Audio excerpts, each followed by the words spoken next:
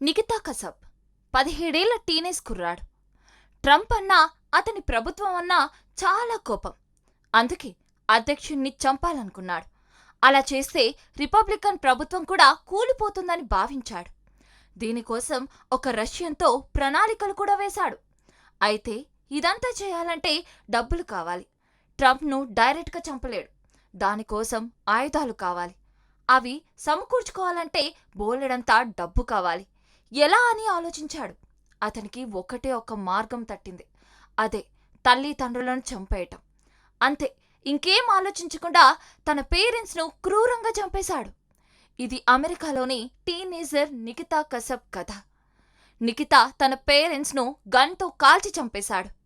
ఆ తర్వాత కొన్ని రోజుల పాటు ఆ శవాలతో ఇంట్లోనే ఉన్నాడు. తర్వాత వారి దగ్గర నుంచి $14,000 పాస్పోర్ట్, తన పెంపుడు కుక్కతో వేరే చోటికి పారిపోయాడు. ఈ విషయం ఎవరికీ వెంటనే తెలియలేదు. ఫిబ్రవరి 28న అధికారులు టిటాయనా మేయర్ మృతదేహాలను కనుగొన్నారు.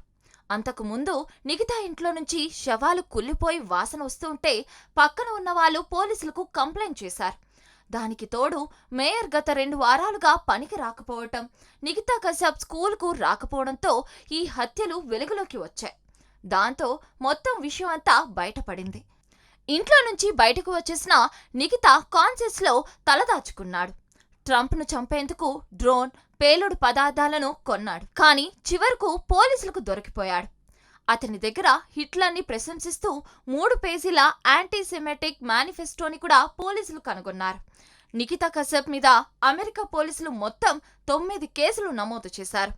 2 హత్యలు, శవాలను దాచిపెట్టడం, ఆస్తి దొంగతనం, అధ్యక్షుడి హత్యకు కుట్ర, సామూహిక విధ్వంసం, ఆయుధాలను ఉపయోగించటం వంటి నేరాలతో కేసు ఫైల్ చేశారు.